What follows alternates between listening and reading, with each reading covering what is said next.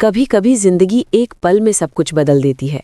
धड़कनें, रिश्ते, भरोसा और वो बातें जिन्हें कहने की हिम्मत पूरे जीवन में नहीं जुट पाती। पर आज ऐसा होने वाला था, क्योंकि आज एक खुलासा कई दिलों को तोड़ने वाला था, कई उम्मीदों को जोड़ने वाला था और दो धड़कनों को एक नाम देने वाला था। पर क्या सच्चा प्यार कभी बिना परीक्षा के मिलता है, या फिर हर इंसान को अपने हिस्से की आग से गुजरना ही पड़ता है?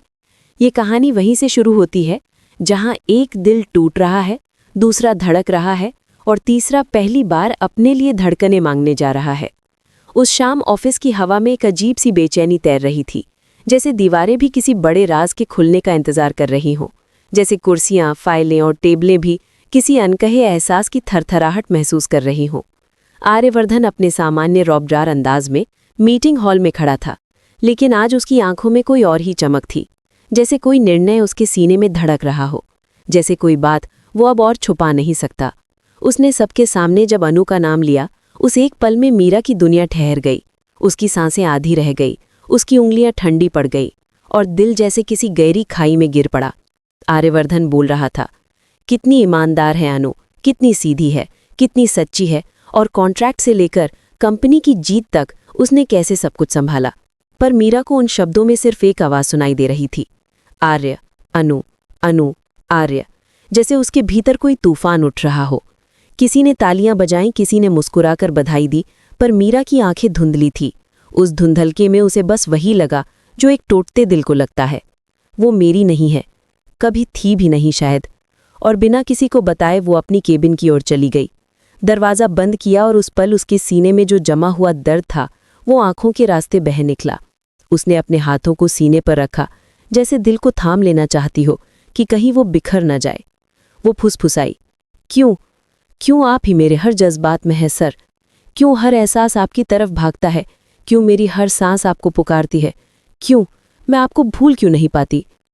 तभी बाहर से आती तेज कदमों की आवाज़ उसके रोने को चीरती हुई उसकी ओर बढ़ती है। दरवाज़ा खुलता है और सामने आर्यवर्धन खड़ा होता है। उसकी आंखों में हैरानी, बेचैनी और सवालों का सैलाब। मीरा, ये क्या? तुम यहाँ रो क्यों रही हो? सब ठीक है? तुम अचानक केबिन में ऐसे क्यों आ गई? मीरा चाहती तो झूठ बोल सकती थी, मुस्कुराकर कह सकती थी कि कुछ नहीं, बस थक गई थी। पर दिल के पास झूठ के लिए कभी जगह नहीं होती, और आज दिल की बात उसके होंठों तक आ चुकी थी, जैसे तूफान रोकना अब उसके बस में नहीं था। वो टूट कर बोल उठी, सर, मीरा की हर सांस, हर जज्बात, हर एहसास में सिर्फ आप है सर, सिर्फ आप। आई लव यू सर, मैं आपसे बहुत प्यार करती हूँ। उसके शब्द जैसे कमरे में गूंज उठे। हवा भारी हो गई, दिल की धड़कनें जैसे किसी ने कानों से चिपका दी हों। आर्यवर्धन उस स्वीकारोक्ति से सन्न रह गया। उसने सोचा भी नहीं था कि मीरा के भीतर इतना सब दबा हुआ है। वो चौंक गया, जैसे किसी ने चुपचाप उसका हाथ पकड़ लिया हो और अतीत की उन अनसुनी भावनाओं में घसीट लिया हो जिन पर वो कभी ध्यान देना नहीं चाहता था। पर अगले ही पल वो और मीरा दोनों ये नहीं जानते थे कि दरवाजे की दूसरी तरफ कोई खड़ा है, आंखों में चोट लिए, सांसों में कांपती हुई बेचैनी लिए। अनु, हाँ वही अनु, जिसने पहली बार खुद को किसी की नज़रों में इतना खूबसूरत महसूस किया था। वही अनु जिसने अपने पूरे जीवन में कभी हक नहीं मांगा, पर आज किसी दिल में अपना छोटा सा हिस्सा चाहने की हिम्मत की थी। पर उसके कानों में अभी अभी गिरी आवाज़ें उसे तोड़ चुकी थी। I love you sir, Meera की हर सांस, हर एहसास में सिर्फ आप हैं। अनु के पांव जैसे जमीन पर टिकी नहीं पाए। वो एक कदम पीछे हटी, फिर दूसरा, फिर तीसरा, और आंखों से आंसू गिरने लगे, धीरे धीरे, जैसे सारी उम्मीदें उसके चेहरे से बह रही हों। वो मुड़ी और ऑफिस के बाहर चली गई, तेज कदमों से, बिना रुके, बिना किसी की तरफ देखे। बाहर की बेंच पर बैठकर उसने अपना सर पकड़ लिया। उसके हाथ कांप रहे थे, दिल जैसे फट रहा था। मीरा मैडम आर्य सर से प्यार करती हैं, और क्या सर भी? वो वाक्य पूरा नहीं कर पाई, उसकी आवाज़ टूट गई। तभी उसके कंधे पर एक सुकून देने वाली पर दृढ़ हाथ की थपकी बड़ी। सिद्धि माँ। वो अनु के सामने बैठी और उसने वही कहा जो उसके जीवन की दिशा बदल देने वाला था। बेटे, फूल मिलने से पहले वहां कांटे चुभते हैं। तेरे भाग्य में लड़ना लिखा है, रोना नहीं। उन शब्दों ने अनु की टूटी हुई हिम्मत को फिर से जोड़ दिया। उसने अपने आंसू पोंछे, गहरी सांस ली और अपने अंदर की वो आग महसूस की जो उसे हारने नहीं दे सकती थी। उसने तय किया, भागना नहीं है, सामना करना है। अनु उठी और वापस ऑफिस की ओर चली गई। उसके कदम धीमे जरूर थे लेकिन दृढ़ थे। वो आर्यवर्धन की केबिन में पहुंची। आर्य उठ खड़ा हुआ। उसके चेहरे पर चिंता थी। अनु, क्या हुआ? तुम परेशान लग रहे हो, बैठो। अनु का दिल कांप रहा था, पर आज वो सच जानना चाहती थी। उसने बोलना शुरू किया। सर, एक बात पूछनी है। आप भी मीरा मैडम से प्यार करते हैं क्या? वो वाक्य जैसे हवा में अटक गया। आर्य ने कुछ सेकंड उसकी ओर देखा, फिर हल्की सी सांस छोड़ते हुए बोला, अनु, ट्रस्ट मी, मेरे और मीरा के बीच कुछ नहीं है। हम बस दोस्त हैं, सिर्फ दोस्त।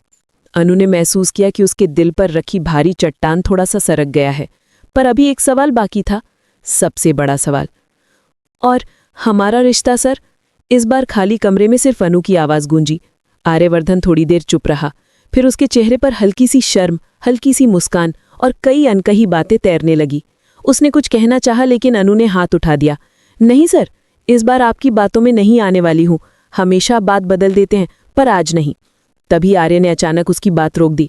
उसने आगे बढ़कर अनु के होठों पर हल्के से अपना हाथ रख दिया, जैसे कह रहा हो, बस अब मैं बोलूंगा।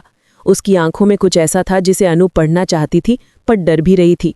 वो धीरे से उसके सामने घुटनों पर बैठ गया। अनु का दिल जैसे किसी ने दोनों हाथों से पकड़ लिया हो, जोर से धड़कता हुआ, डरता हुआ, पर उम्मीदों से भरा हुआ। फिर उसने अनु का पैर धीरे से उठाया, अपने पास रखा और एक छोटी सी प्यारी सी चांदी की पायल उसके पैर में पहना दी। मिल गया तुम्हें तुम्हारा जवाब। उसके शब्द अनु के आंसुओं में भी मुस्कान ले आए, जैसे सालों बाद किसी ने उसके दिल में रोशनी जलाई हो। और अनु हैरानी, खुशी और मोहब्बत से भरी उस पल में बस एक ही कर सकी, वो झुककर आर्यवर्धन के गले लग गए। जैसे ये दुनिया रुक गई हो, जैसे दोनों के बीच की सारी दूरियां पिघलकर बह गई हो। और कहानी अभी बाकी है, क्योंकि प्यार जब खुलता है तो तूफान भी उसी की राह बनते हैं। और आगे जो होने वाला है वो इस कहानी की सबसे बड़ी कड़ी बनेगा। लेकिन उससे पहले अगर आप भी आर्य और अनु की इस खूबसूरत कहानी को दिल से महसूस कर रहे हैं तो अपनी सोच और अपना प्यार जरूर लिखिए। आपके कमेंट्स इस कहानी को और जिंदा करते हैं। अब कहानी बढ़ेगी इश्क की उस राह पर जहां हर मोड़ पर नया तूफान है। रात का समय था। ऑफिस के बाहर आकाश में फैली रोशनी जैसे किसी अनकहे किस्से को सुन रही थी, जैसे दीवारें भी उस पल को बार बार याद कर रही हों जब अनु आर्यवर्धन के गले लगी थी। और उस गले लगने में जितना सुकून था उतना ही तूफान भी था, क्योंकि एक प्यार की शुरुआत हमेशा किसी न किसी दर्द के अंत से होकर गुजरती है।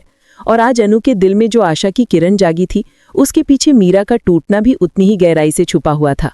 उस समय मीरा अकेले अपने केबिन में बैठी थी, अंधेरे में, बिना लाइट के, जैसे उसे रोशनी पसंद ही नहीं रही हो, जैसे रोशनी में वो अपना दर्द नहीं देख पाती। उसकी आंखें लाल थीं, चेहरा उतरा हुआ था और दिल में सिर्फ एक सवाल था, अगर आर्य सर का हर शब्द इतना सच्चा है, अगर उनका हर एहसास इतना साफ है, अगर उनके दिल में अनु के लिए कुछ इतना गहरा है, तो फिर उसे इतने सालों से क्यों लगा कि वो उनके लिए कुछ मायने रखती है? क्यों लगा कि उनके और उसके बीच कोई अनकही डोर है? क्यों वो हर नज़र, हर मुस्कान, हर छोटी सी तारीफ को अपने दिल में जगह देती रही?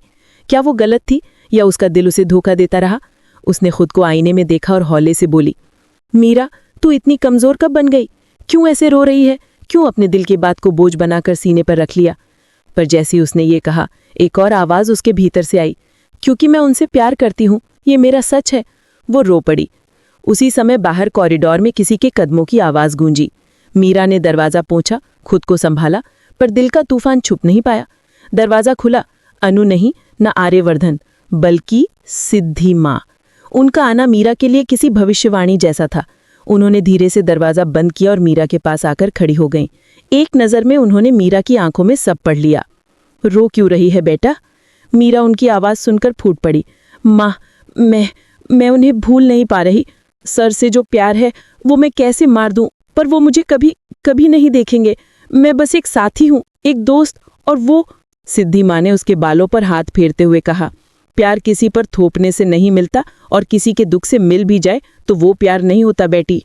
तूने जिस सच्चाई से अपने दिल की बात कह दी वो तेरी ताकत है, कमजोरी नहीं।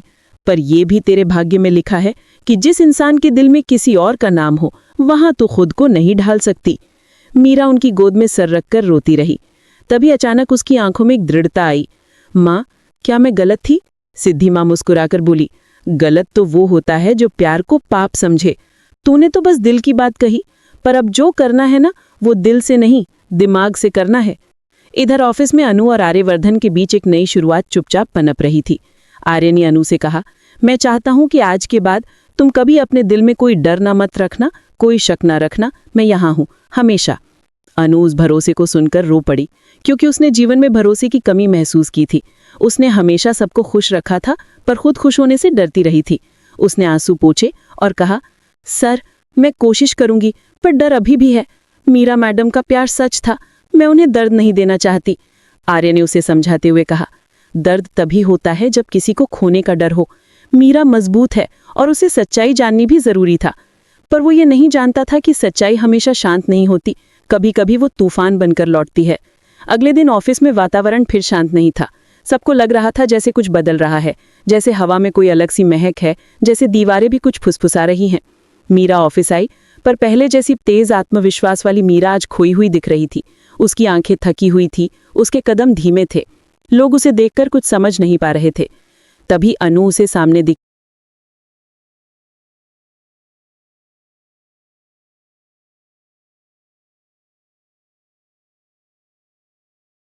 उस रात का इवेंट खत्म हो चुका था।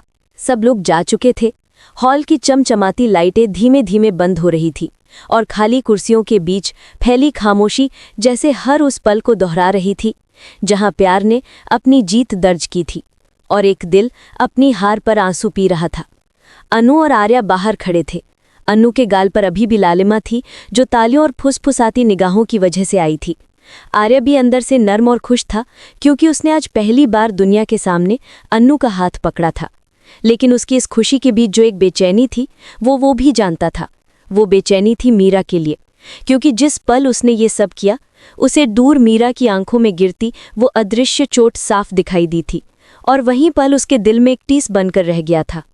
उधर मीरा इवेंट खत्म होने के बाद बैकस्टेज खड़ी थी। उसने खुद को इतनी मजबूती से संभाला था कि कोई देख ना पाए कि वो भीतर से किस कदर टूट चुकी है। लेकिन जैसे ही सब चले गए, जैसे ही आखिरी गार्ड भी बाहर निकला, उसके चेहरे से वो झूठी मुस्कान उतर गई और आंसू खुद ही जमीन पर गिरने लगे। उसने साड़ी के पल्लू से उन्हें पोंछने की कोशिश की, पर उनके गिरने की रफ्तार रुकने का नाम नहीं ले रही थी। उसने एक कुर्सी खींचकर खुद को उस पर गिरा दिया। क्यों दिल, क्यों तुम मानता नहीं? जिस इंसान ने कभी तेरे लिए दिल में कोना भी नहीं रखा, तो उसी के नाम पर क्यों बिखर जाता है? वो जोर से रो पड़ी। तभी उसने दूर दरवाजे पर किसी की परछाई देखी, आर्यवर्धन। उसने आहिस्ता से कहा, मीरा। ये सुनते ही मीरा अपनी आंसू वाली सूरत छुपाने लगी, चेहरे को इधर उधर मोड़ा, जैसे रोते हुए पकड़े जाने का डर हो, पर आवाज भर्रा गई। सर, आप यहाँ क्यों आए? इवेंट तो खत्म हो चुका। आर्या ने धीमे से कदम उसकी तरफ बढ़ाए। मीरा, हम बात कर सकते हैं, प्लीज? मीरा ने दूर देखते हुए कहा। बात? कौन सी बात सर? वो बात जो आपको अन्नू को पकड़कर करनी थी, या वो जो आपने सबके सामने कह दी थी, या वो जो मैंने मूर्खों की तरह कह दी थी? आर्य उसके दर्द को महसूस कर सकता था, पर शब्द तलाश रहा था, वही शब्द जो बिखरे हुए रिश्तों को सीने से जोड़ सके। मीरा, तुम जानती हो कि मैंने तुम्हें हमेशा दोस्त की तरह देखा है। तुम मेरे लिए बहुत इंपॉर्टेंट हो। लेकिन मीरा का दिल इन शब्दों से और फट पड़ा। इम्पॉर्टेंट? सर, इम्पॉर्टेंट लोग वही होते हैं जिन्हें बदले में कुछ एहसास मिल जाए। मेरी जिंदगी में इम्पॉर्टेंस नहीं, उम्मीदें थीं, जिन्हें मैंने खुद ही पैदा किया, आपसे नहीं। वो जैसे अपनी बातों में खुद को सांत्वना दे रही थी, पर हर शब्द उसे और कमजोर कर रहा था। आर्या ने गहरी सांस ली। मीरा, मैं तुम्हें दुखी देखकर। मीरा उसके बोलते ही चीख उठी। सर प्लीज, प्लीज, अब कुछ मत कहिए। मैं ये नहीं सुन सकती कि आपको मेरे लिए अफसोस है। मैं ये नहीं झेल सकती कि आप मुझे पिटी हुई, टूटी हुई लड़की समझे। नहीं सर, मैं टूट सकती हूँ, पर टूटी हुई दिखना मुझे बर्दाश्त नहीं। उसके शब्द कमरे में गूंज उठे। आर्या चुप हो गया। उसने कभी मीरा की इस तरफ को नहीं देखा था, इतनी नाजुक, इतनी असुरक्षित और इतनी सच्ची। तभी मीरा ने धीरे से कहा, मैं जानती हूँ कि आप अनु से प्यार करते हैं, और अनु आपको डिजर्व करती है। मैं बस अपने दिल को समझाने में देर कर बैठी। गलत मैं हूँ सर, आप नहीं। उसके गाल भिगोते आंसू टप टप कर गिर रहे थे। आर्या एक कदम करीब आया। मीरा, खुद को दोष मत दो। मीरा पीछे हट गई। नहीं सर, बस अब और कुछ नहीं। और वो हॉल से बाहर निकल गई। आर्या ने उसे जाते देखा, और लंबे समय बाद उसे किसी के लिए इतना दर्द महसूस हुआ। ये दर्द प्यार का नहीं था, ये दर्द एक गहरे सच्चे सम्मान का था, जिसे वो कभी शब्द नहीं दे पाया। इधर बाहर खड़ी अन्नू ने ये सारा दृश्य देखा, मीरा की टूटती आवाज, आर्या का असहाय चेहरा और बीच में फैला वो सन्नाटा जिसमें एक इंसान किसी और की खुशी के लिए अपनी खुशी कुर्बान कर रहा था। अन्नू का दिल पसीज गया। क्या मैं इस प्यार की वजह से किसी और की दुनिया उजाड़ रही हूँ? उसने अपने कदम पीछे खींचे और धीरे धीरे घर की ओर चली। उसके मन में उथल पुथल मची थी। क्या प्यार सिर्फ पाने का नाम है या खोने और बांटने का भी? रात गहरी हुई, हवा में हल्की ठंडक थी। शहर की रोशनी सड़कों पर फैलकर एक अजीब सा सन्नाटा बुन रही थी। अन्नू छत पर बैठी आसमान देख रही थी। उसके दिमाग में एक एक पल घूम रहा था। मीरा के शब्द, सिद्धि माँ की बातें, आर्या की आंखें और उसका अपना दिल जो उसे समझ नहीं आ रहा था। तभी सिद्धि माँ उसके पास आईं। क्या सोच रही है बेटी? अन्नू का दिल भर आया। माँ, अगर मेरे प्यार से किसी और को दुख हो रहा हो तो क्या वो प्यार सही है? सिद्धि माँ ने उसके सिर पर हाथ रखा। प्यार किसी को दुख देने के लिए नहीं होता, पर अगर किसी के दिल में पहले से कोई जगह खाली नहीं है तो वहां बसने की कोशिश दुख देती है। पर तुम्हारे मामले में तो सर का दिल तुम्हारा है, मीरा का नहीं। उसका दर्द खत्म होगा बेटी, उसे वक्त लगेगा पर वो संभल जाएगी। अनु बोली, पर माँ, वो सच में सर से प्यार करती है। सिद्धि माँ ने धीमे से कहा, और सर तुमसे। यही सच है। अगले दिन ऑफिस में माहौल बिल्कुल अलग था। सब शांति में काम कर रहे थे, पर उस शांति के भीतर एक दबा हुआ तूफान था। अन्नू ऑफिस पहुंची तो देखा मीरा अपने केबिन में सब फाइलें सलीके से रख रही है, जैसे किसी सफर का समापन कर रही हो। अन्नू घबरा गई। मैम, आप कहीं जा रही हैं? मीरा ने उसकी तरफ देखा। उसकी आंखों में अब आंसू नहीं थे, सिर्फ थकान और परिपक्वता। हाँ अन्नू, ट्रांसफर की रिक्वेस्ट डाल दी है, दूसरी ब्रांच में ज्वाइन करूंगी।